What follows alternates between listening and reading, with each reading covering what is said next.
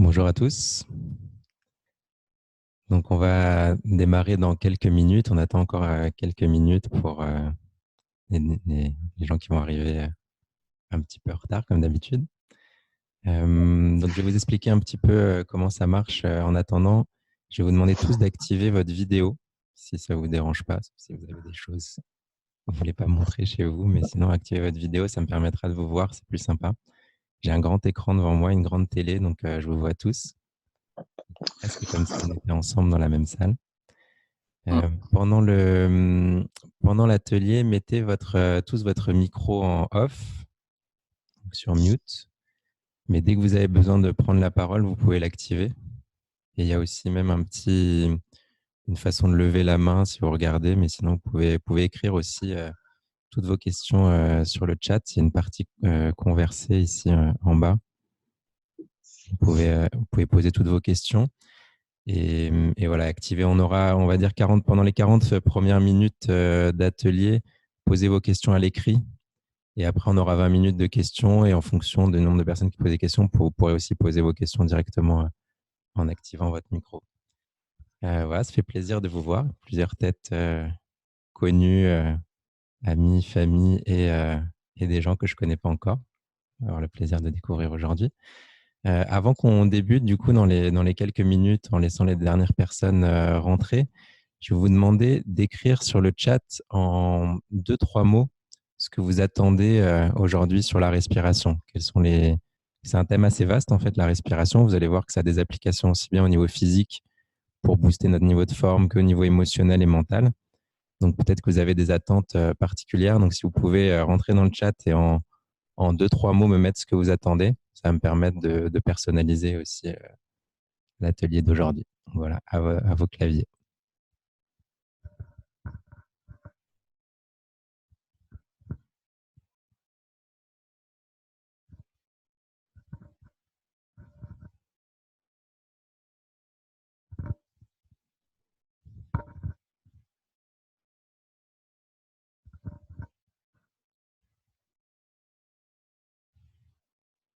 Respiration pour augmenter le tonus, c'est possible. Okay. On va voir que la respiration, ça va être un des premiers outils qu'on a pour augmenter notre niveau de vitalité. C'est mieux contrôler mon émotion et diminuer le stress. OK. Respirer pour dénouer des tensions. Bon, tout ça, c'est directement dans ce que j'ai prévu pour aujourd'hui.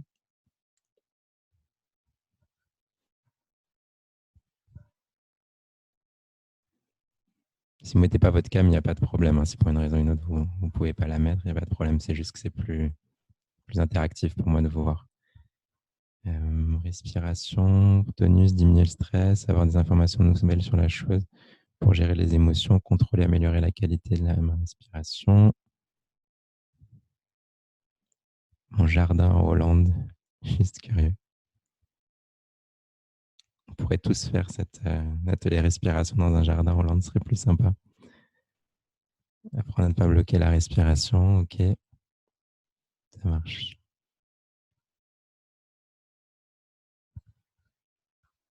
Bon, je laisse encore 2 minutes et après on démarre.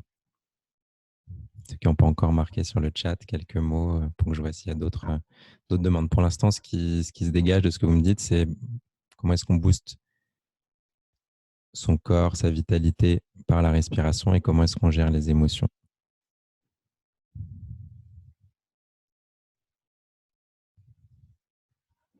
Détente du diaphragme, c'est pas forcément, on va pas forcément le faire par massage, mais plutôt en amenant l'attention, en essayant d'être décontracté. Plus on va être détendu, plus la respiration va se faire de façon idéale. On pourra en rediscuter éventuellement de cette question de décontraction dans la partie question.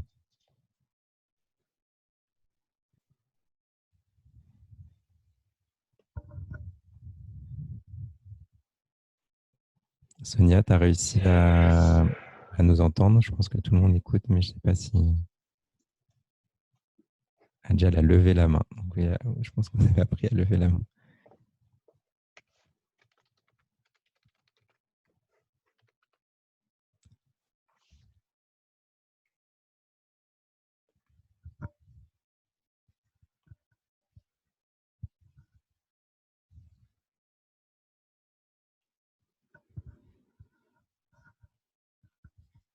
Très bien, donc on va démarrer et puis ceux qui nous rejoindront en cours, il n'y a pas de problème. Donc à nouveau, ça fait plaisir de vous voir tous connectés ici. On va essayer d'apprendre des choses ensemble sur la respiration.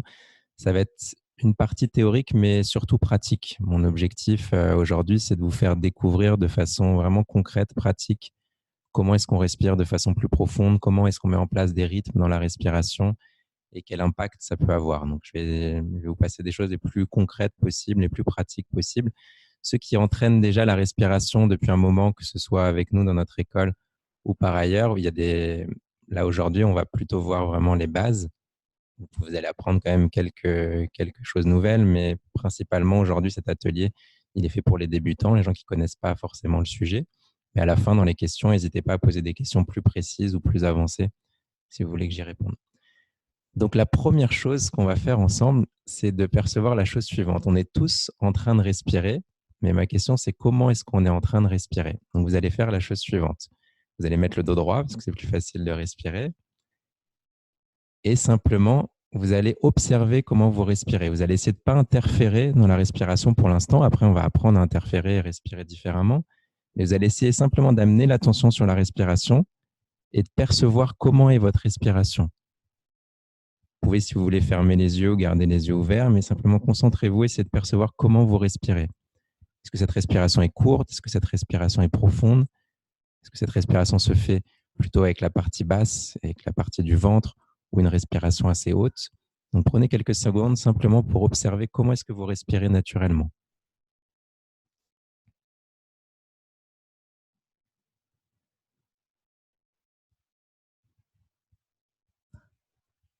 En général, quand on amène l'attention dessus, on a déjà tendance à interférer, on a déjà tendance à la rendre plus profonde parce qu'on perçoit qu'elle est assez courte. Là, comme je vous vois tous, qui sent qu'il a une respiration courte actuellement? Levez la main ici, je vous vois directement. Quelques mains se lever. Je vois pas mal de mains se lever. Aidez-moi. Qui pense avoir déjà une respiration assez profonde au quotidien, simplement en amenant l'attention dessus? Ok, j'ai un ou deux candidats. 3. Ça marche. Donc, la première chose à observer, c'est qu'on a une grande capacité respiratoire. Avec nos poumons, on peut inspirer une grande quantité d'oxygène et en réalité, au quotidien, on utilise une très petite capacité respiratoire. En général, on utilise en dessous de 5% de notre capacité respiratoire. Pourquoi est-ce que je dis 5%? On va le voir ensemble par les différentes parties qu'on a dans la respiration. Et on utilise une très petite capacité respiratoire et ça va être la première chose qu'on a besoin de développer ensemble. C'est une respiration beaucoup plus ample. À partir du moment où vous mettez en place une respiration beaucoup plus ample, et vous pouvez déjà essayer tout de suite, faire une grande inspiration, on va commencer à capter beaucoup plus d'oxygène. Et ça va être le premier élément qu'on a. On parlait de comment est-ce qu'on peut booster la vitalité grâce à la respiration. Augmenter le niveau d'oxygène, c'est la première chose dont votre corps a besoin pour fonctionner. Donc, si cette respiration est courte, et généralement elle est courte, on va devoir augmenter le niveau d'oxygène ensemble. Donc, on va faire un exercice. Ça va être mon premier défi ici avec vous. Ça va être en quelques minutes d'entraînement de respiration de vous faire augmenter votre niveau d'oxygène de façon significative. Et on va le mesurer de la façon suivante. Je vais vous partager mon écran ici. Et on va avoir un chronomètre. Donc, on va prendre le chronomètre qu'on a ici et on va mesurer le temps qu'on est capable de rester avec les poumons vides. Ça va nous donner une mesure de la quantité d'oxygène qu'on a dans le corps. Si on n'a pas besoin d'inspirer à nouveau, c'est qu'on a encore de l'oxygène. Si j'ai besoin d'inspirer à nouveau, c'est que j'ai plus d'oxygène. Donc, je vais lancer le chronomètre ici.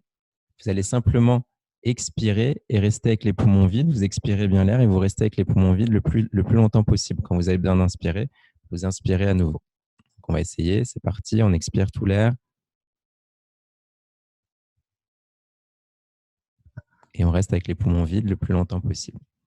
C'est juste une façon de mesurer pour l'instant, d'avoir une première mesure de ce temps de rétention sans air.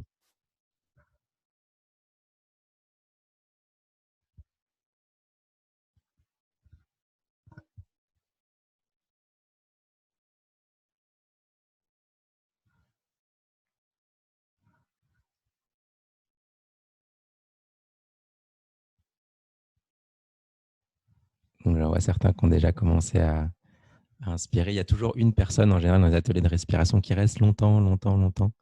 Parfois, ceux qui font de l'apnée ou d'autres disciplines, on entraîne d'ailleurs beaucoup d'apnéistes sur la concentration, sur la respiration. Mais en général, ils tiennent pendant parfois 1 minute, 2 minutes, simplement en restant sans air. Ok, si je pense que la plupart d'entre vous avez déjà dû inspirer. Je vais arrêter le partage d'écran. 42 secondes ici. Ok, très bien. Donc l'idée, c'était juste d'observer ce temps-là. Vous n'avez pas besoin de l'écrire ici pour tout le monde, c'est plus pour vous. Et mon objectif, ça va être avec vous de vous entraîner pendant quelques minutes et de voir comment est-ce qu'on peut augmenter ce temps. À nouveau, parce qu'on a quelque chose d'essentiel et c'est le premier message que je voudrais vous faire passer, c'est que si vous augmentez au quotidien la quantité d'oxygène que vous avez dans votre corps, tout va mieux fonctionner. Parfois, on néglige cet élément-là. On entraîne plein de choses, on fait des formations sur plein de sujets. En fait, on a, par la respiration, un des meilleurs outils pour développer notre niveau de vitalité. Le corps, principalement, ce qu'il utilise pour fonctionner, c'est les aliments que vous lui amenez et l'oxygène que vous prenez par la respiration. Donc, négliger la façon dont on s'alimente et la façon dont on respire n'est pas une bonne stratégie. Donc, c'est la première chose presque évidente. Je sais que quand je dis ça, vous le savez déjà tous, mais en général, on le néglige et on ne l'utilise pas de façon profonde. Et c'est la même chose pour votre cerveau. Est-ce que vous savez qu'est-ce qu'utilise le cerveau pour fonctionner? Parce qu'on peut se dire la performance physique vient de la respiration, mais pas forcément la performance mentale. Du sucre et de l'oxygène. Exactement, glucose et oxygène. Donc, votre cerveau, pour fonctionner, utilise aussi comme élément fondamental l'oxygène. Donc, à nouveau, alimentation et respiration. Donc, soit pour la performance physique ou mentale, la première chose qu'on doit développer, c'est notre respiration. Donc, si on était capable en quelques minutes d'augmenter notre niveau d'oxygène, ça va avoir un impact déjà pour booster notre organisme, sans parler bien sûr de renforcer toute la structure, renforcer les poumons, etc. Donc, on va faire ces exercices ensemble. Vous allez mettre à nouveau le dos droit. Là, on va apprendre à respirer. Vous allez mettre les mains sur le ventre. Mettez vos mains sur vos ventres. Vous inspirez, le ventre se projette vers l'extérieur. Vous expirez, le ventre rentre. Et à nouveau, pour ceux qui entraînent déjà la respiration depuis longtemps, vous pouvez avancer déjà dans les techniques plus vite que ce que je vais donner aujourd'hui pour les débutants. Donc, vous inspirez, le ventre se projette vers l'extérieur. Vous expirez, le ventre rentre. On a 60% de la capacité respiratoire dans cette partie basse. Donc, vous inspirez par le nez, inspiration par le nez, expiration par le nez. Inspiration par le nez, silencieuse, le ventre se projette vers l'extérieur. Expiration, le ventre rentre. Inspiration, le ventre se projette vers l'extérieur. Expiration, le ventre rentre. On va essayer d'utiliser le plus possible ces 60% qu'on a dans cette partie basse. Donc, faites une respiration vraiment bien ample. Inspiration, expiration. Quelques cycles comme ça, inspiration la plus ample possible, expiration la plus ample possible. Au passage, même pour ceux qui s'entraînent déjà dans la respiration, on peut toujours augmenter cette capacité. On peut toujours aller plus loin au niveau musculaire et augmenter l'utilisation de chaque partie de la respiration. Faites encore quelques cycles ici dans cette partie basse. C'est le fait que vous fassiez bien les exercices ici qui va nous permettre d'avoir un meilleur résultat dans la rétention sans air tout à l'heure. Inspiration, le ventre se projette vers l'extérieur, expiration. L'inspiration et l'expiration se font par le nez. Souvent, on me demande pourquoi est-ce qu'on respire par le nez, simplement parce que le nez est fait pour respirer. La bouche est faite pour manger, le nez pour respirer. Je sais que c'est une réponse assez simple, mais c'est la réponse la plus juste. Vous pouvez aussi manger par le nez, mais ce n'est pas l'idéal. Il vaut mieux manger par la bouche et respirer par le nez. Il y a un tas de choses qui se passent dans le nez, de capteurs, de filtres, capacité aussi à ralentir la respiration. C'est vraiment la partie du corps qui est faite pour respirer. Donc, inspiration, expiration, à l'exception près de quand on fait de la course, parce que c'est difficile.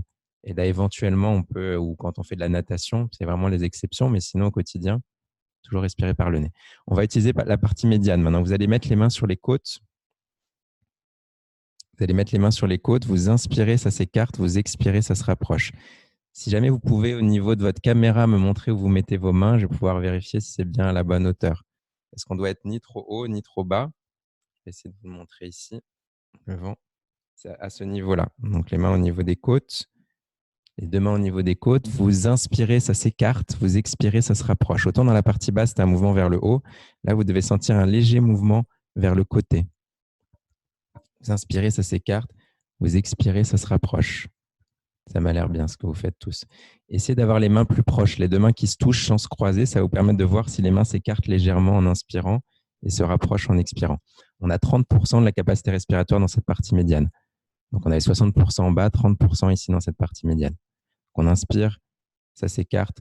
on expire, ça se rapproche. Vous faites quelques cycles comme ça. Inspiration bien ample, expiration bien ample. Inspiration, expiration. Et ensuite, on va essayer la partie haute de la respiration. Là, vous allez mettre la main au niveau de la poitrine, vous inspirez, ça se remplit, vous expirez, ça se vide. La sensation que vous devez avoir ici, c'est d'inspirer, d'arriver tout de suite au maximum, puis d'expirer. On n'a que 10% de la capacité respiratoire ici. Si vous faites une grande inspiration, c'est que vous utilisez au moins la partie médiane. Donc là, la sensation que vous devez avoir, c'est inspiration, expiration, une respiration très courte. Faites quelques cycles comme ça. Inspiration, expiration uniquement avec cette partie haute. Et la première nouvelle ici, c'est que généralement, on utilise beaucoup cette partie haute et très peu l'ensemble de la respiration. C'est pour ça que notre respiration est généralement très courte. Donc, faites quelques cycles ici pour localiser cette partie médiane. Et maintenant, vous allez mettre les mains sur toute la hauteur du torse. Vous mettez les deux mains l'une à la suite de l'autre. Et on va faire ensemble la respiration complète. C'est la respiration qui utilise toute l'amplitude de notre respiration. Vous allez inspirer, partie basse, médiane et haute s'élève. Puis vous expirez, partie haute, médiane et basse redescendent. Ça, c'est la respiration la plus ample, c'est celle qu'on va essayer de mettre en place dans notre quotidien. Donc, inspiration, partie basse, médiane et haute s'élève. Expiration, partie haute, médiane et basse qui redescendent de la façon la plus ample possible. Inspiration, basse, médiane, haute. Expiration, haute, médiane, basse. C'est vraiment de bien sentir la partie basse comme une vague en fait. On démarre dans la partie basse, bien ample, partie médiane, partie haute, puis haute, médiane, basse. Ceux qui sont déjà à l'aise avec cette respiration complète, vous allez déjà rajouter rétention avec air et rétention sans air. Vous inspirez de façon complète, vous gardez les poumons pleins pendant quelques secondes, vous expirez et vous restez avec les poumons vides pendant quelques secondes. Ça, c'est la base de la base pour apprendre à respirer, d'apprendre à faire une grande inspiration, rétention avec air, expiration et rétention sans air. Faites encore quelques cycles ici, inspiration, rétention avec air, expiration, rétention sans air. Donc, on est déjà en train ici d'augmenter le niveau d'oxygène et de stimuler le corps. Et on va faire une autre technique ensemble, une deuxième technique, qui est une technique de respiration rapide. Ça, c'est peut-être la technique par excellence qui va vous permettre d'augmenter votre niveau de vitalité. En très peu de temps, en quelques minutes ici avec la respiration rapide, on va beaucoup augmenter le niveau de vitalité. Comment est-ce qu'on va faire ? Là, cette fois, c'est uniquement avec la partie basse. Donc, vous remettez les mains sur le ventre et on va accélérer le rythme respiratoire. On va respirer avec force et bruit uniquement avec le ventre. Donc, on inspire, le ventre se projette vers l'extérieur, on expire, le ventre rentre. Attention à ne pas faire le contraire. Souvent, on fait le contraire. On inspire, le ventre rentre, on expire, le ventre sort. Là, ce que je veux, c'est d'inspirer, le ventre se projette vers l'extérieur, expirer, le ventre rentre. Comme si l'air rentrait dans le ventre. Vous inspirez, le ventre va vers l'extérieur, vous expirez, le ventre rentre de la façon la plus forte possible. Ça donne ça.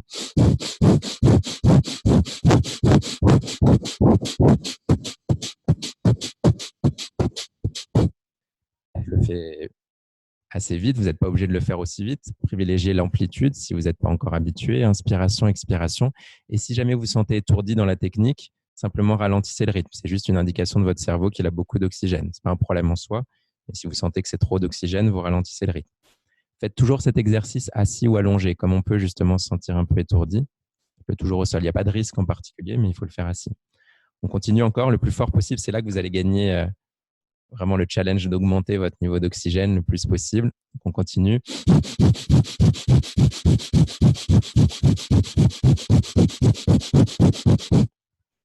Fort possible. Les dernières secondes. C'est bien, là, je vous vois en plein effort. Continuez, quelques secondes encore. Ensuite, vous ralentissez le rythme. Et on va rester quelques secondes sans air, déjà pour s'habituer à la rétention sans air. On ne va pas faire le maximum pour l'instant. On va expirer. Juste après, je vais le faire plus lentement. Donc, vous expirez, vous restez sans air quelques secondes et vous essayez de vous décontracter le plus possible. Plus on est détendu, moins on va utiliser d'oxygène. Donc, non seulement on va augmenter notre niveau d'oxygène, mais en plus, on va apprendre à réduire la consommation d'oxygène. Et on va faire... On ne va pas tomber en hyperventilation. C'est un exercice d'hyperventilation, mais on va pas. Si vous sentez que vous êtes légèrement étourdi, c'est juste ralentir le rythme de la respiration. Et plus vous allez être habitué, plus vous aurez besoin de faire beaucoup cet exercice pour commencer à ressentir ça. C'est une question d'entraînement. Là, comme c'est la première fois que vous le faites, éventuellement, ça peut être un peu fort. Si vous n'êtes pas senti étourdi, vous allez faire le deuxième cycle vraiment très fort avec moi. Donc, je vais le faire plus lentement pour les débutants, mais ceux qui sont déjà entraînés, vous pouvez le faire plus vite. Donc, plus lentement, ça va donner ça. Inspiration, expiration, toujours par le ventre.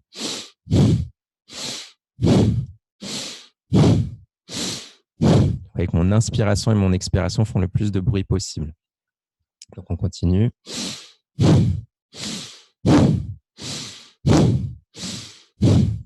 Allez-y, bien fort, le plus fort possible.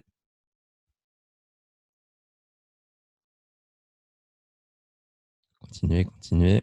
À nouveau, si vous ne sentez pas d'étourdissement, vous pouvez le faire vraiment bien fort. C'est juste la mesure de la quantité d'oxygène que vous avez, mais si ce n'est pas le cas, allez-y vraiment le plus fort possible.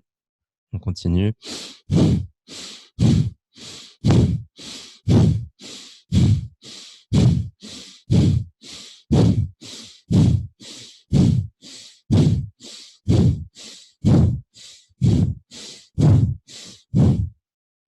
On continue, on continue. On va faire les dernières secondes. Et on va faire à nouveau notre exercice pour observer combien de temps on est capable de rester sans air. Donc, vous ralentissez ici le rythme. Vous faites une grande inspiration, puis vous expirez tout l'air et vous restez sans air le plus longtemps possible. C'est parti. Expiration, on reste sans air. Et vous allez essayer de vous décontracter le plus possible. Vous pouvez fermer les yeux, vous vous détendez le plus possible, vous rouvrirez les yeux que pour voir le temps que vous avez fait.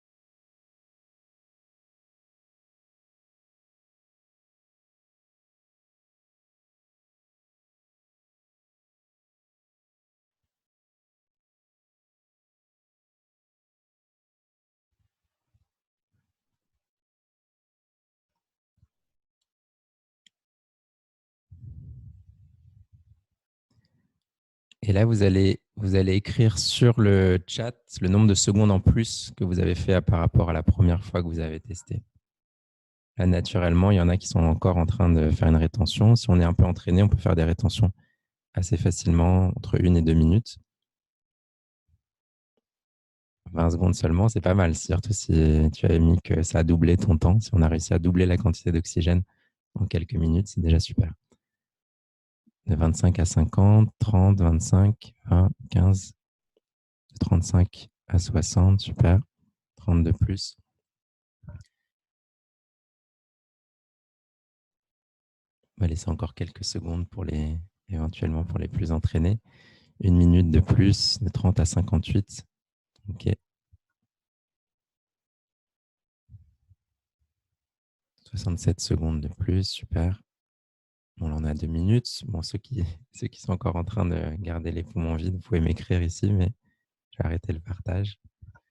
Super. Donc, la plupart d'entre vous, vous avez une augmentation expressive, même si c'est 10 secondes. On a jusqu'à 1 minute ici d'augmentation. Même si c'était 10 secondes, c'est déjà une augmentation expressive. Si vous avez fait 20 secondes la première fois et 30 secondes la deuxième fois, on est à 50% de temps en plus.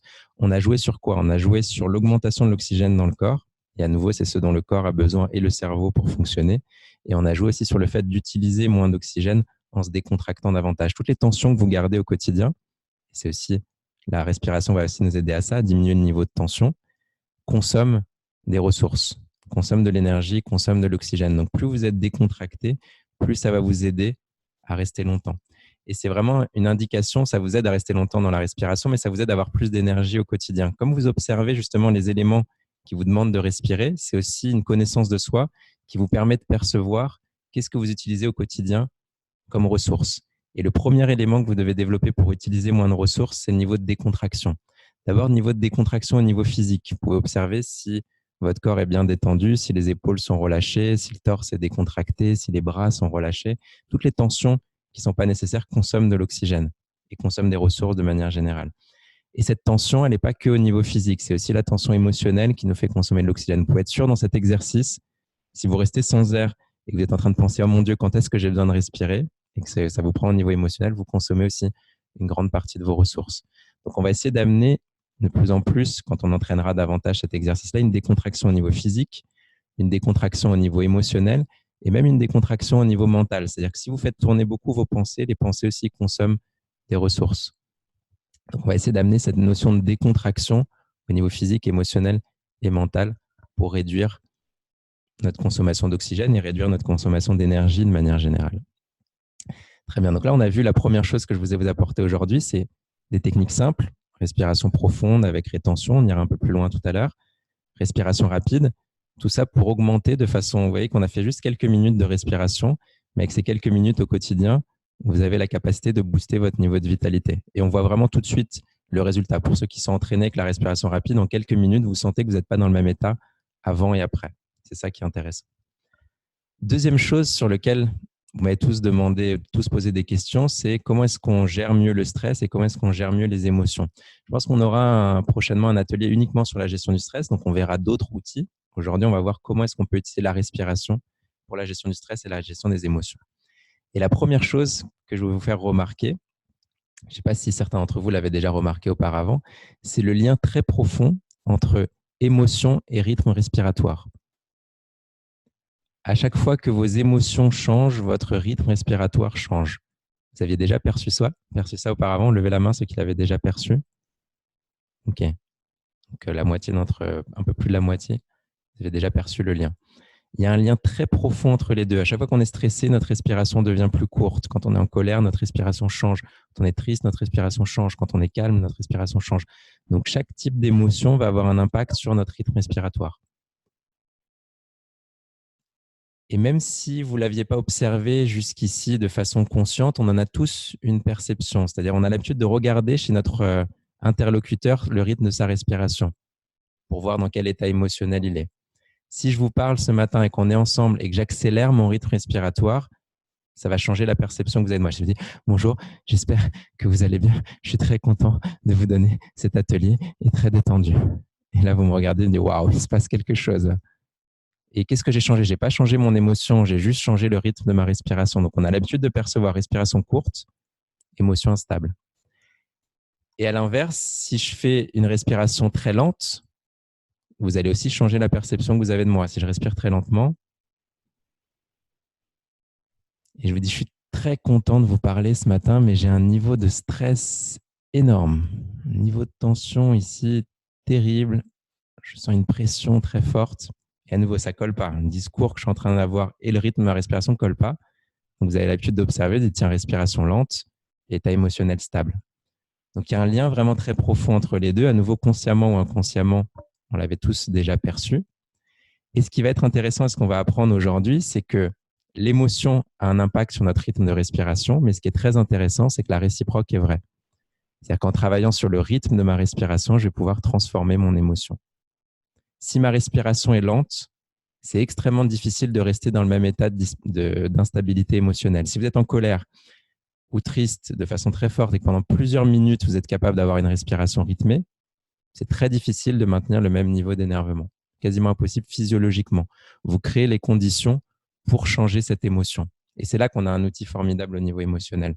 C'est qu'on va créer toutes les conditions, on va mettre en place les conditions de l'état émotionnel que vous souhaitez. Comme les émotions ont un impact sur le rythme respiratoire, sur le battement du cœur, sur un tas de choses, on va mettre en place ces conditions-là, se décontracter davantage, mettre en place les bonnes conditions pour avoir un impact sur les émotions. Et c'est là que vous avez un excellent outil pour gérer le stress.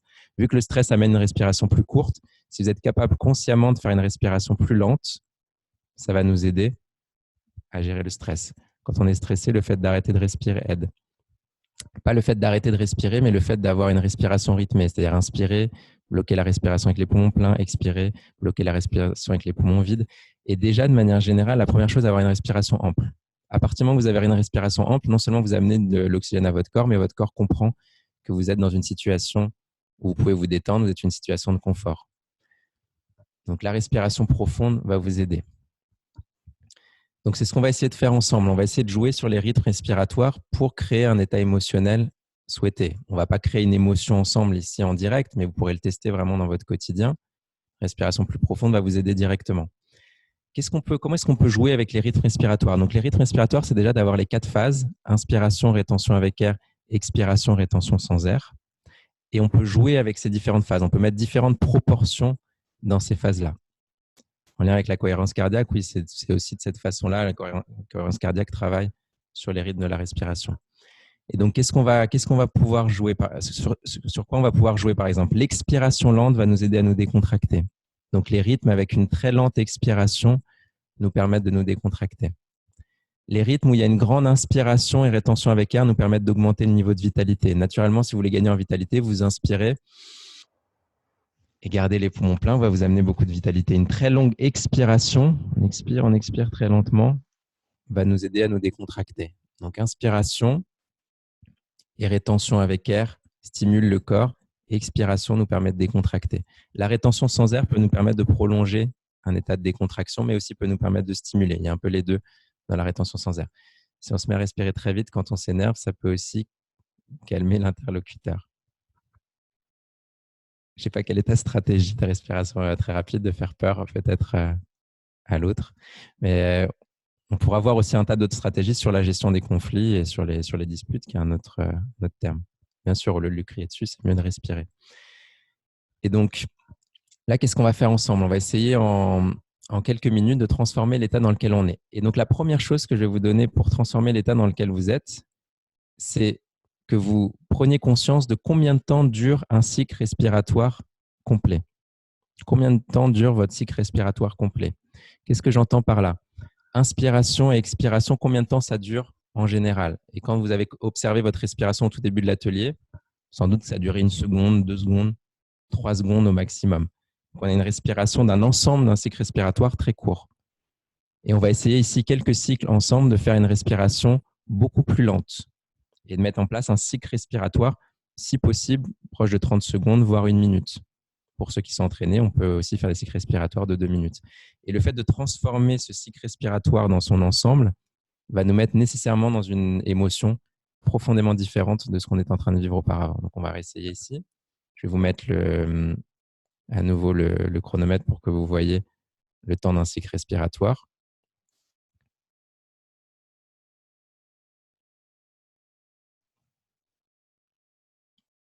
Donc là, il vous suffit de regarder par vous-même à quel moment vous démarrez, à quel moment vous arrêtez. Ce que vous allez essayer de faire, c'est la chose suivante. Vous allez essayer d'inspirer très lentement, le plus ample possible, partie basse, médiane et haute qui s'élève. Vous bloquez la respiration avec les poumons pleins le plus longtemps possible, mais sans forcer ici. Quand vous avez besoin d'expirer, vous expirez et vous restez sans air quelques secondes. Donc, on va essayer de ralentir l'ensemble du cycle respiratoire. Pour ralentir l'inspiration, vous allez essayer de simplement laisser l'air rentrer tout seul, sans aller directement dans le fait de remplir tous les poumons. Vous allez essayer de laisser l'air rentrer par lui-même lentement. Vous gardez l'air dans les poumons quelques secondes. Vous expirez et vous restez sans air. Un autre élément qu'on a pour gérer les émotions, c'est simplement d'augmenter l'oxygène dans le cerveau. Et si vous avez plus d'oxygène dans votre cerveau, naturellement, ça nous amène vers un état plus joyeux. Donc, la respiration rapide elle-même va nous aider beaucoup, notamment pour transformer la tristesse. Pour ce qui est plus colère ou des émotions plus intenses, une respiration plus lente va nous aider. Donc, je vais réexpliquer. Inspiration très lente, le plus lente possible. Rétention avec air, on bloque les poumons pleins le plus longtemps possible en se décontractant à nouveau. Plus on est détendu, plus on va réussir à faire des grands cycles. Expiration lente, plus lente possible. Et ensuite, rétention sans air. Et pendant tous ces cycles-là, vous allez essayer de vous détendre le plus possible. Donc, inspiration profonde, bien lente. Rétention avec air. Expiration la plus lente possible. Faites quelques cycles comme ça.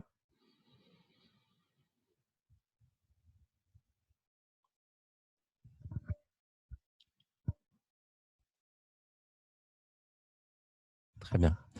Et ensuite, on va faire à nouveau un cycle de respiration rapide. Donc là, vous aurez à nouveau les deux ensemble. Donc, la respiration la plus rapide possible, plus forte possible, comme tout à l'heure, main sur le ventre, respiration rapide.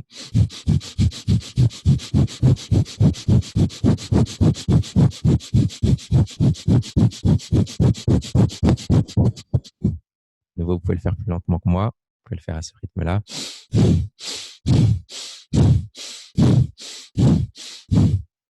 Quelques secondes encore. Et ici, ceux qui sont, là on n'a plus besoin de regarder le temps. Ici, ceux qui ne sont pas étourdis, vous allez faire la chose suivante. Vous allez expirer. On va tous rester sans air pendant quelques secondes. On expire, on reste sans air. Ceux qui ne sont pas étourdis, vous allez décontracter le corps vers l'avant. Vous tombez le corps vers l'avant, vous détendez la tête vers l'avant. Le plus possible, le plus bas possible. Là, l'idée, c'est de descendre même en dessous de la caméra. Donc, vous êtes complètement décontracté avec le corps vers l'avant. Techniquement, ça va nous permettre quoi? On a augmenté le niveau d'oxygène dans le corps. Ici, on amène cet oxygène dans la tête, dans le cerveau. Donc, vous décontractez le plus possible vers l'avant. Bien sûr, on utilisera ces combinaisons de façon plus poussée dans nos cours au quotidien. Ici, c'est pour que vous commenciez à percevoir la différence. Donc, vous relâchez le plus possible, le cou décontracté, la tête décontractée. Vous pouvez même imaginer que votre tête brille dans une couleur dorée. On va rajouter aussi la visualisation pour intensifier la technique. Qu'est-ce qu'on a fait? À nouveau, on a augmenté notre niveau de vitalité. Ici, on l'amène davantage dans la tête, ce qui va nous aider à nous sentir mieux et à être plus concentrés. Une question ici sur le chat. Vous pouvez redresser le torse. On a tendance à expirer très vite. C'est vrai que c'est plus difficile de ralentir l'expiration. Pour ralentir l'expiration, il va falloir s'entraîner à contenir vraiment la respiration. Si on relâche la respiration, elle part d'un coup. Donc, on va devoir essayer de contrôler les muscles pour faire sortir l'air vraiment progressivement. Et je vais vous apprendre un dernier rythme respiratoire ici, une autre technique respiratoire, c'est la respiration lente. La respiration la plus lente possible qu'on appelle respiration imperceptible. Vous allez ici toujours mettre le dos droit et vous allez inspirer le plus lentement possible, expirer le plus lentement possible. Vous allez essayer de respirer de telle façon qu'un observateur extérieur ne puisse pas percevoir que vous êtes en train de respirer. Donc, une respiration bien ample, mais la plus lente possible. Vous inspirez très lentement et vous expirez très lentement, le plus lentement possible. Le dos bien droit, on inspire, on expire, de telle sorte que notre respiration ne soit pas perceptible. Là, pour l'instant, le dos est droit. Le dos est droit, la tête droite, inspiration la plus lente possible, expiration la plus lente possible.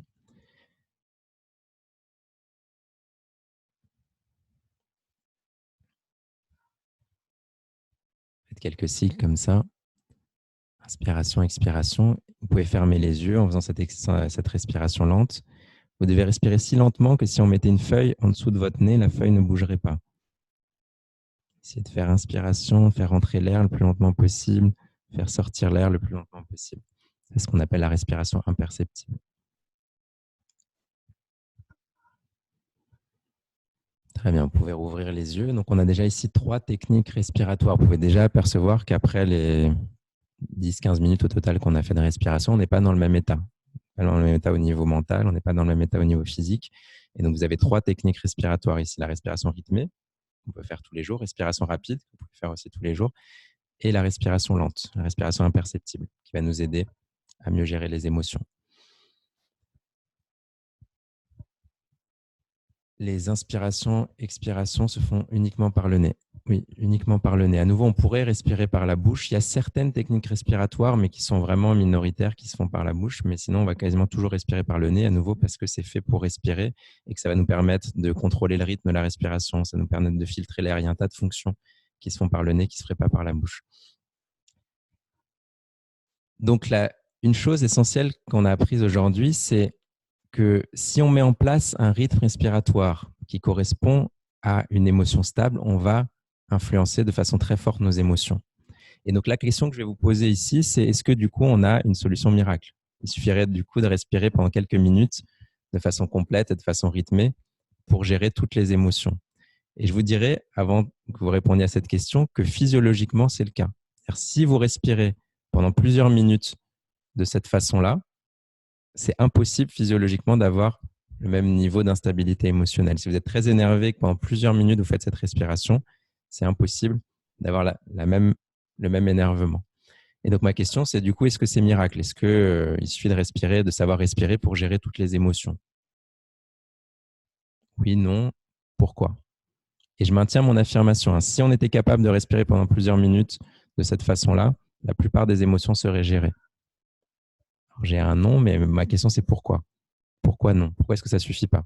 Parce que j'affirme encore à nouveau, si je suis capable de respirer pendant plusieurs minutes de façon rythmée, ça transforme mon émotion. Donc, ma question, c'est est-ce que du coup, s'il me suffit de respirer pendant quelques minutes, pour transformer mes émotions? Est-ce que du coup, je peux gérer facilement toutes mes émotions?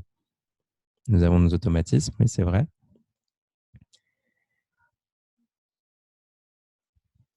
J'ai un oui. Donc oui, je pourrais gérer toutes mes émotions. En fait, dans ce que je vous ai dit, où est-ce qu'est l'astuce? C'est que j'ai dit, si j'étais capable de respirer pendant plusieurs minutes de cette façon-là, je pourrais gérer toutes mes émotions. Sauf qu'il y a ceci. Et c'est pas si facile de respirer pendant plusieurs minutes de façon rythmée. Et la grande question, c'est que quand vous êtes sous le coup de l'émotion, vous n'avez pas envie de respirer. Vos amis vous disent quand vous êtes énervé, assis-toi, respire. Depuis des années, on nous dit ça. Sauf qu'on a tous, sauf envie de respirer quand on est énervé. On a tous, sauf envie de s'asseoir pendant plusieurs minutes et respirer. Quand on est sous le coup de l'émotion, d'une certaine façon, on a envie de maintenir cette émotion. On est énervé, on a envie de se fâcher, on a envie d'envoyer un mail injurieux, on a envie d'envoyer le message qui va blesser l'autre. Il y a une partie dans l'émotion qui a envie de s'entretenir. Pareil avec la tristesse, pareil avec la colère. Peu importe l'émotion qu'on vit, d'une certaine façon, consciemment ou inconsciemment, elle a envie de s'entretenir. C'est pour ça que c'est difficile de mettre en place la respiration dedans. Donc à nouveau, je maintiens ce que j'ai dit. Si j'étais capable pendant plusieurs minutes d'avoir cette respiration rythmée, je gérerais mon état de stress, je gérerais ma colère, je gérerais mon stress. Sauf que c'est difficile à mettre en place si on n'a pas l'habitude. C'est-à-dire que si vous n'êtes pas entraîné quotidiennement avec la respiration, ça va être difficile d'avoir un impact sur vos émotions. Si par contre c'est quelque chose que vous avez dans votre quotidien et que vous l'entraînez tous les jours, là au moment où vous avez besoin de mobiliser la respiration, ça va être facile. Donc à force de s'entraîner, quand vous avez besoin de faire ce changement, il sera facile à faire. Si vous n'êtes pas entraîné, ça va être très difficile. Donc on va avoir cette transformation des émotions et cette gestion des émotions uniquement si ces exercices sont entraînés de façon régulière. C'est pas le fait de l'avoir compris une fois aujourd'hui, vous dites tiens, c'est bon, maintenant je sais mieux respirer, la prochaine fois que je suis stressé, je vais le mobiliser. Ça va marcher très bien si vous vous entraînez. Donc ça peut être un entraînement quotidien, ça peut être un entraînement au moins une ou deux fois par semaine, mais si vous avez cet entraînement régulier dans votre vie, oui, vous allez pouvoir mobiliser vraiment la respiration et transformer de façon profonde vos émotions. Donc, on a vu deux niveaux ici, deux utilités, différentes respirations, deux niveaux d'utilité de la respiration. Je vais prendre juste quelques minutes parce qu'on a dit qu'on prenait 40 minutes ensemble. Donc, on a vu comment ça a un impact au niveau physiologique puisqu'on a réussi à augmenter notre niveau d'oxygène et comment est-ce qu'on a un impact au niveau émotionnel, notamment en transformant le rythme de la respiration. Et là, on va voir qu'en fait, ça ne s'arrête pas là, l'impact de la respiration. Ça a aussi un impact sur votre niveau de concentration et votre efficacité. Il y a beaucoup d'études faites sur la respiration et les performances qu'on a. Et je vais vous montrer juste une étude ici qui est très marquante où ils ont fait un test d'efficacité. C'est-à-dire les gens devaient, c'était un test qu'on appelle cancellation letter. Donc, vous aviez des lettres et on devait enlever une lettre. Un test vraiment purement d'efficacité sur différentes lettres qu'on vous montre et avec des consignes. Et ils ont pris un groupe témoin et un groupe qu'ils ont testé où ils ont fait 30 minutes de respiration complète, comme on l'a fait ensemble, pour voir la différence en termes d'efficacité. Je vais vous montrer ici les résultats.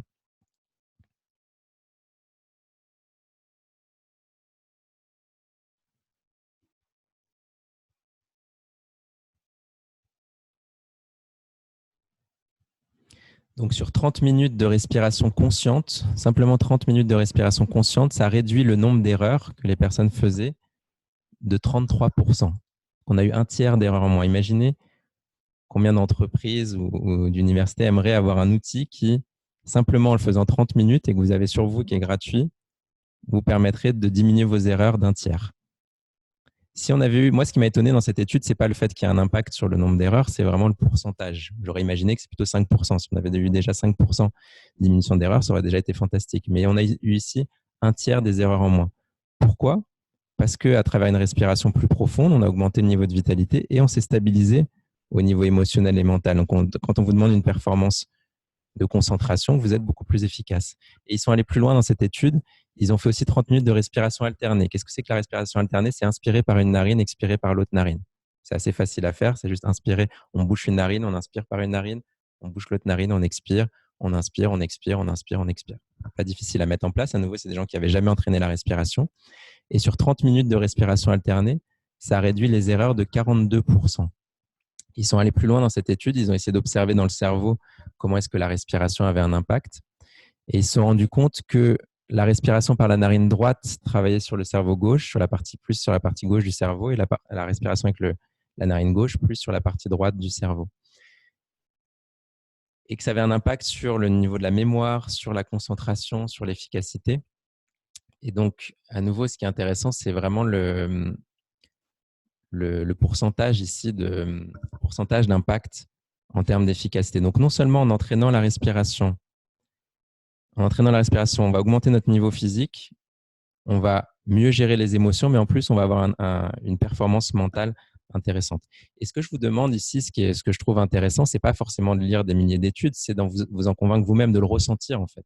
C'est assez facile de le ressentir quand vous avez besoin de faire une pause dans la journée, vous êtes en train de travailler, vous faites quelques minutes de respiration et vous allez sentir par vous-même que votre niveau de performance mentale est plus efficace. Pour terminer ici sur tout le travail que je vous amène ici à nouveau, l'idée c'était de vous faire découvrir ces outils. Donc on a vu plusieurs respirations, notamment la respiration rythmée. On va jouer différemment avec les rythmes. Plus on est avancé, plus on va introduire différents rythmes. Respiration rythmée. On a vu ensemble la respiration rapide qui va nous permettre très vite d'augmenter le niveau de respiration.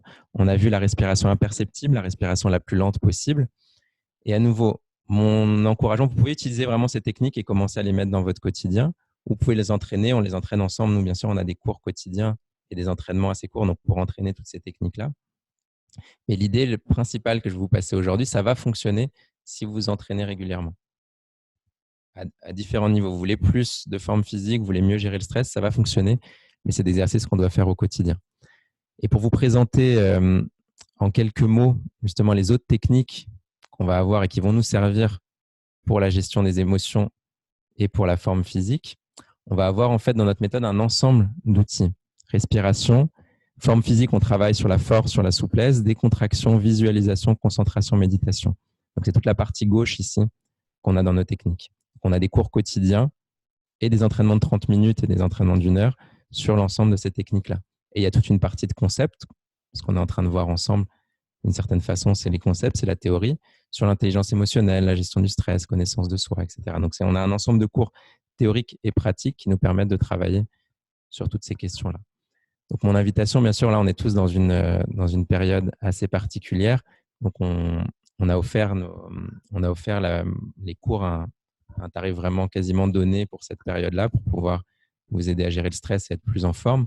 Donc, il y a plusieurs formules que vous avez. Je vous enverrai les informations pour ceux que ça intéresse. L'idée, c'est de vous faire découvrir ces outils. À nouveau, si vous voulez qu'on les entraîne ensemble, là, pendant les 30 prochains jours, on a un programme spécial pour l'entraîner de façon quotidienne à un tarif qui est à peu près 10 fois le tarif qu'on a au quotidien. Et vous pouvez entraîner ça aussi avec vos amis. Voilà, en tout cas, c'est un plaisir de vous voir tous. J'ai senti que vous étiez vraiment attentifs et que vous avez fait tous les exercices le mieux possible. Donc là, j'ouvre la partie questions. On prend le temps que vous voulez pour les questions. Vous pouvez soit les écrire, soit activer votre micro et prendre la parole et on discute de tout ce que vous voulez. Donc des questions, soit à l'écrit, soit à l'oral. Vous pouvez activer le micro si vous voulez parler.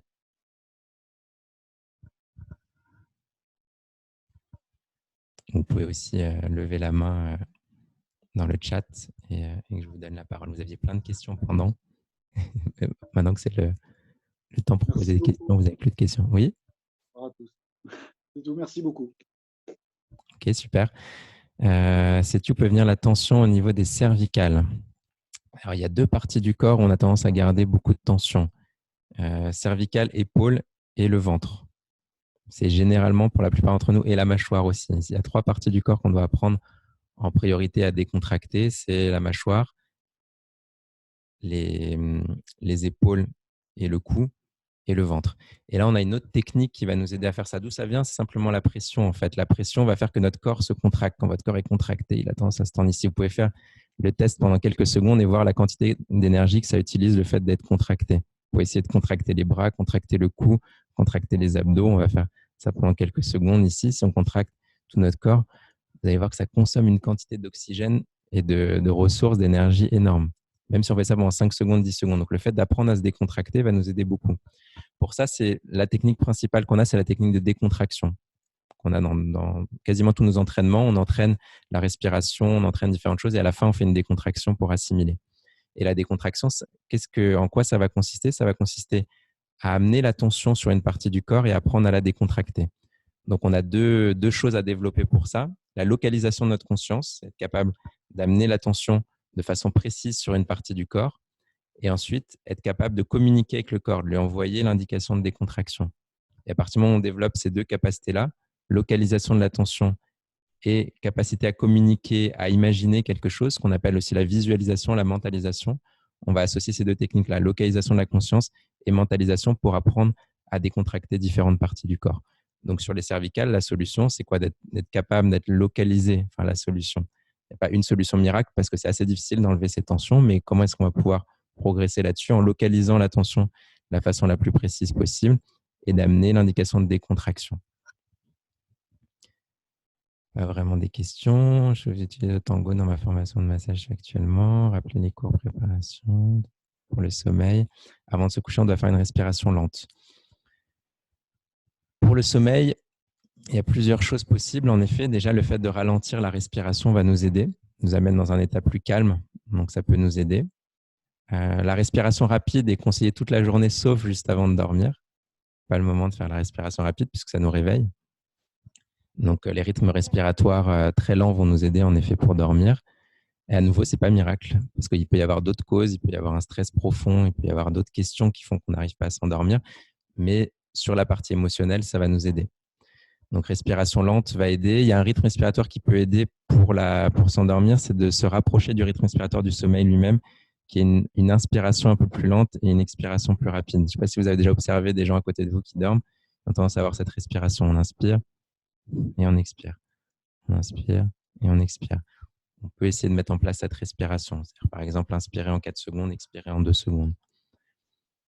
Mais à nouveau, ça va dépendre de quelles sont les causes. Là, il faudrait travailler de façon un peu plus détaillée sur le sujet.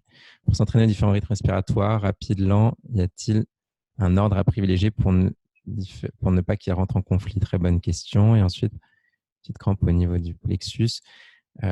Si on sent des tensions, on commence à travailler la respiration, c'est juste qu'on n'est pas encore entraîné, il va falloir juste relâcher une partie du corps. En fait, ce n'est pas que la respiration elle-même tend les différentes parties du corps, mais on peut ressentir différentes tensions qu'on avait déjà. Donc, si c'est le cas, il va falloir juste amener plus de décontraction dans les parties du corps qui sont tendues. L'ordre des techniques et comment est-ce qu'on peut les entraîner? Alors, l'ordre des techniques qu'on a vu aujourd'hui, je n'ai pas pris par hasard. On a fait d'abord une respiration rythmée qui nous a permis d'assimiler déjà plus d'oxygène, de se mettre dans une bonne disposition, puis respiration rapide, puis respiration très lente pour s'amener dans un état très stable.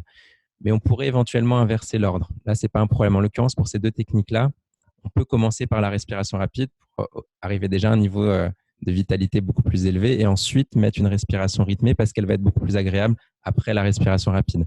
Donc, dans ce cas-là, inverser les deux, respiration rythmée rapide ou rapide et rythmée, la différence n'est pas énorme. Ça dépend ce sur quoi vous voulez insister, on va dire. Dans les moments où vous voulez insister sur le niveau de vitalité, insistez sur la respiration rapide.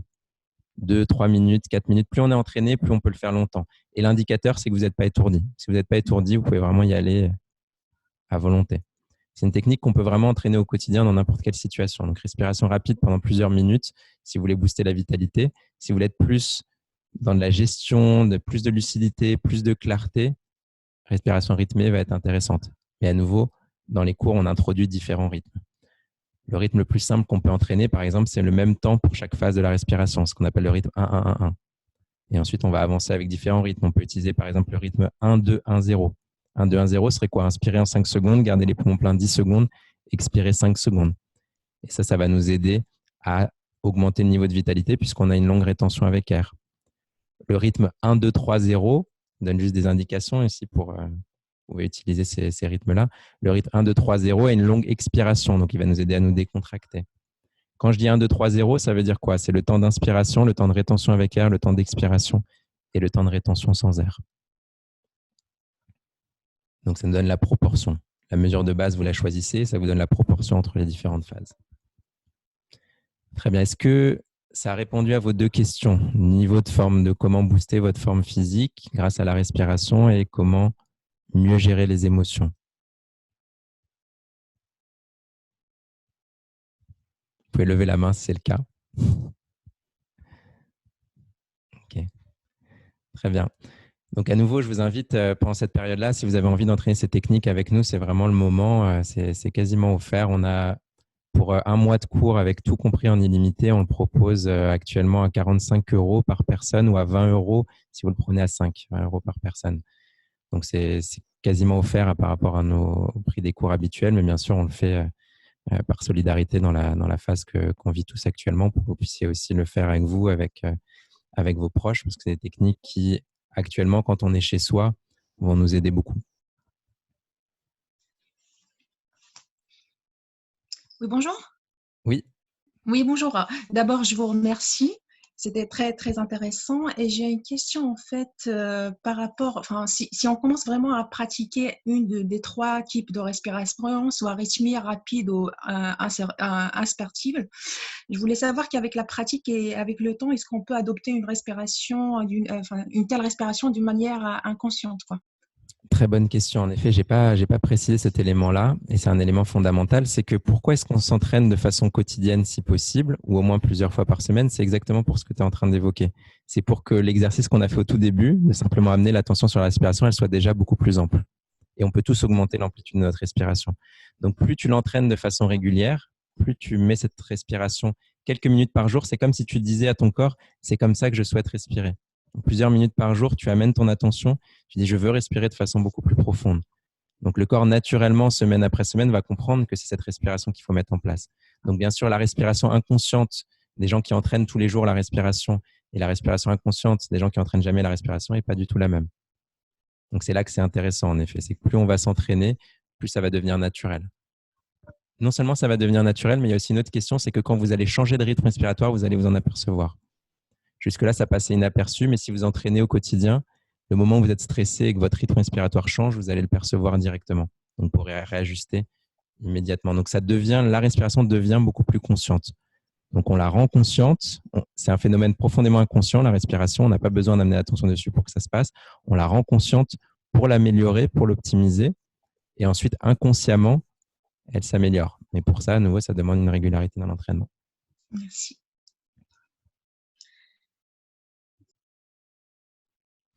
Très bien. En tout cas, vous m'avez tous l'air bien réveillés et bien en forme. Donc, à nouveau, je vous enverrai le lien si ça vous intéresse de participer aux cours réguliers, ou si vous avez des questions. À nouveau, on est là pour vous, répondre à vos questions et vous aider à mettre ça en place, même par vous-même. Accès limité en mode autonome. Non, l'accès limité, c'est des cours en live, en fait. Et donc, on vous accompagne aussi, on répond à toutes vos questions. Donc, on est connecté en fait tous les jours avec nos élèves déjà de l'école. Là, aujourd'hui, dans notre webinaire, il y a quelques élèves de l'école. Donc, on est connectés tous les jours ensemble. Il y a un entraînement d'une demi-heure tous les jours à 12h30. Il y a des cours, un cours par jour, soit le matin, soit le soir. Un cours à 8h, un cours parfois à 19h, 18h. Là, c'est des cours d'une heure. Il y a des ateliers tous les vendredis soirs. Donc, vous avez accès à tous ces cours-là, et en même temps, vous pouvez aussi les regarder en vidéo. C'est-à-dire qu'on les enregistre, et si vous n'êtes pas disponible à ce moment-là en particulier, vous pouvez regarder en vidéo. Et l'idée, voilà, c'est de mettre en place cette routine au quotidien, de le faire ensemble, et à travers les ateliers et cours théoriques, de comprendre comment l'utiliser davantage dans votre quotidien, comment est-ce que vous pouvez mieux gérer les émotions. Je pense qu'on fera un atelier prochainement sur la gestion du stress et la gestion des émotions directement, et de voir les autres outils qu'on a là-dessus, parce que je pense que c'est une question qui est revenue de façon forte aujourd'hui. 1-0-1-0 n'a pas de rétention, comment la voyez-vous? 1-0-1-0, c'est une bonne technique pour débuter. Elle n'est pas codifiée de façon profonde comme un rythme vraiment respiratoire. C'est plutôt pour le débutant déjà de se dire je vais inspirer, expirer dans le même temps, c'est déjà excellent. Si par rapport à la respiration qu'on a au quotidien, on était déjà capable de faire une grande inspiration sur 5 secondes et d'expirer pendant 5 secondes, ce serait déjà super par rapport à la façon dont on respire au quotidien. Mais quand on va jouer vraiment avec les rythmes respiratoires, les différents rythmes qu'on va utiliser, c'est 1-1-1-0. C'est déjà plus intéressant que le 1-0-1-0. En fait, pour répondre à cette question, Marc, en fait, à partir du moment où on a des rétentions avec air ou sans air, c'est très intéressant. Je ne sais pas si tu fais de l'apnée. On me poser cette question. Tu peux mettre oui ou non dans le chat, parce que souvent les apnéistes connaissent un petit peu ces rythmes. C'est notamment pour ça que l'apnée est très agréable, parce qu'on fait un exercice physique alors qu'on a les poumons pleins ou qu'on a les poumons vides. Et donc, à partir du moment où vous avez les poumons pleins ou les poumons vides, vous faites des rétentions, vous allez stimuler davantage votre corps. Donc, quand on commence à travailler sur des rythmes, c'est très intéressant de rajouter des rétentions. Donc, on va privilégier pour un débutant le rythme 1-1-0, donc le même temps pour inspiration, rétention avec air, expiration. Le deuxième rythme qu'on entraîne, c'est 1-2-1-0. Donc, on rallonge le temps de rétention. Le troisième rythme, ça va être 1-2-3-0. Et je vous donne ces rythmes-là par niveau d'avancement. C'est-à-dire on commence avec nos élèves plutôt par des rythmes 1-1-0, 1-2, 1-0. Quand ils sont déjà entraînés, on avance dans les rythmes. Les rythmes qui viennent après, c'est 1-2-3-0. On va entraîner ensuite des temps avec rétention sans air. Donc, on va avoir le rythme 1-1-1-1, même temps pour chaque phase, même si on peut le donner aussi à des débutants. En fait, ça dépend beaucoup de la mesure de base. Si on a une grande mesure de base, le rythme va être beaucoup plus exigeant. Donc, le rythme 1-1-1. Le rythme d'après, c'est 1-2-1-2. Et le dernier rythme le plus avancé, c'est 1-4-2-0. Très longue rétention avec air. Et là, si vous avez une mesure de base avancée, on a un rythme qui est très intéressant. J'ai répondu un peu plus que la question. Très bien. Bon, à nouveau, je suis très content de vous voir. Pour ceux que je ne vois pas depuis longtemps et qui sont connectés, n'hésitez pas à m'écrire ensuite. Il faut qu'on se fasse un petit appel, une petite vidéo. Oui, je vous ai tous vus. Donc voilà, c'est un grand plaisir de vous donner cet atelier. Ce sera aussi un plaisir si je peux vous apporter davantage de choses au quotidien. Si vous avez des questions sur les sujets qu'on a traités aujourd'hui, que vous voulez plus d'infos, n'hésitez pas à m'écrire. Vous avez notre mail puisqu'on vous a envoyé, on vous a envoyé un mail de confirmation. Vous pouvez m'écrire sur Facebook aussi pour ceux qui veulent me rajouter, qui ont déjà mon contact sur Facebook. Et voilà, on reste en contact et j'espère que vous allez tous bien et que vous allez pouvoir vous booster au maximum dans ces prochains jours parce qu'on aura besoin d'être le plus unis possible et si on peut entraîner des techniques ensemble, ça va être sympa. Donc, je vous souhaite une très bonne journée à tous et on reste en contact. À bientôt.